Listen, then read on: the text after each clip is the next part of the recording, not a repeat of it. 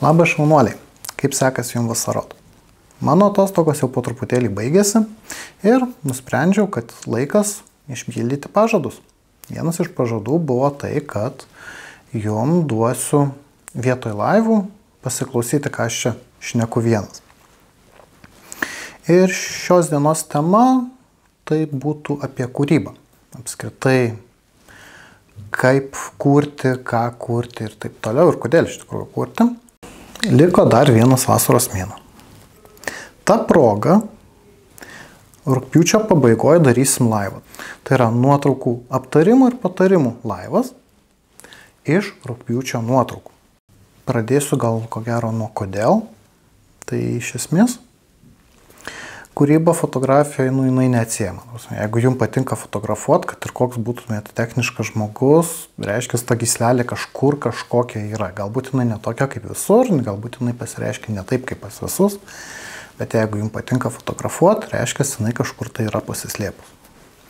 Ir vat tą mažą vaiką retkarčiais reikia pamaitinti. Tai vat būtent kūryba vaiką ir labai maitina.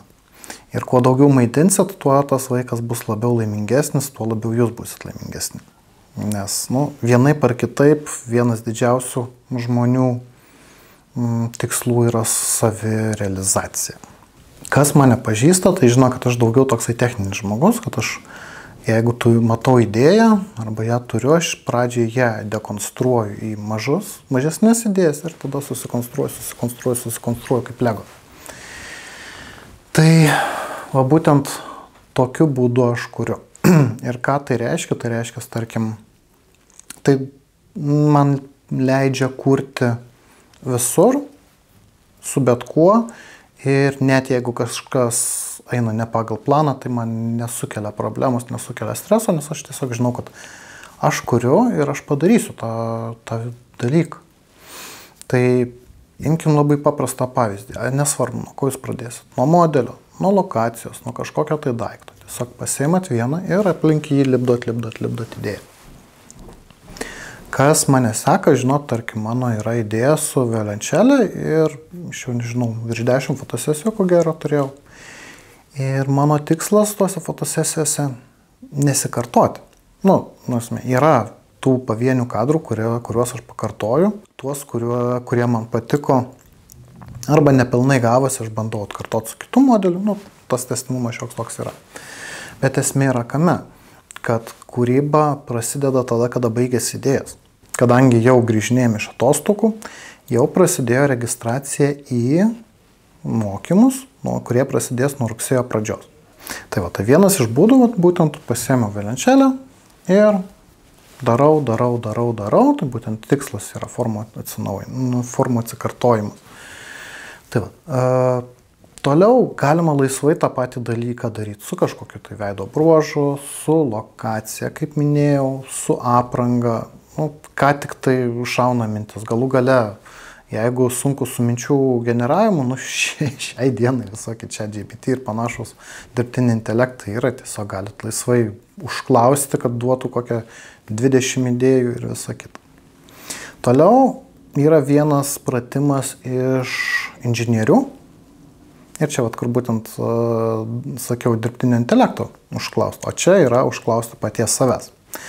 Pasiimant kokį nors daiktą, beje, šitą pratimą darom per mokymus. Ir reikia užrašyti kuo greičiau 16, šiaip mano rekomendacija būtų labiau 20, nes pagal originalų inžinierių pratimą yra 20 idėjų su tuo daiktu. Ir problema yra tame, kad dažniausiai po 6 idėjų būna taip stabdis. Kai kam 8, nesmė. Esmė yra tame, kad, kaip minėjau, kūryba prasideda tada, kada idėjos baigės. Kai surašot jau tuos, tarkim, 20 idėjų, tada reikia išsirinkti 3, kurios tikrai norėtumėte įgyvendinti, ir tada vieną, kurį tikrai dabar galite įgyvendinti iš tų 3. Tai ir tiesiog įgyvendinti. Tai yra toks labai paprastas būdas, paprasta kūrybinė technika, kuri iš esmės tikrai padeda. Kada reikėtų kurti? Čia yra vienas tokių ir skaudesnių klausimų, ir svarbesnių klausimų. Kada? Tai reikėtų kurti bent kartą per mėnesį. Ką tai reiškia? Kūryba turėtų būti kūryba savo. Ne laikam, suprantu, tai yra šio pasaulio varomasis variklis. Bet kūryba turėtų būti va tam vidiniam vaikui. Ir pagrindinis dalykas, kodėl aš sakau kūryba savo, jūs pabandykite tiesiog fotografuoti be kortelės. Ką jūs fotografuosit? Iškelkite savo klausimą, ką jūs fotografuosit be kortelės. Ir va tada iškyla ir atsiranda tas atsakymas, ką kursit, kas jums patinka, ko fotografija ir visa kita. Tik per kūrybą aš išsiaiškinau, kas man patinka. Man, pavyzdžiui, patinka ieškoti šviesos. Vėlgi, kas mane žino su šviesa, aš esu toks truputėlį gal net per daug fanatiškas, bet man tai yra svarbu. Ir tą dalyką padėjo man atskleisti kūrybą. Dar vienas svarbus dalykas, užmiršau paminėti, kūryba labai, būtent kartą į mėnesį, kodėl jinai yra būtina, jinai padeda neperdegti. Jeigu jūs kuriat savo, jeigu jūs kuriat tam, kad fotografija būtų jums malonumas, ne tik darbas, čia būtent kreipiuosi į dirbančius fotografus, tai reikia, kad fotoaparatas duotų ir malonumą. Smegenyse tiesiog, kad nepasidarysiu tuo asociaciją, kad fotoaparatas yra darbas, fotoaparatas yra blogai, nes jis yra darbas.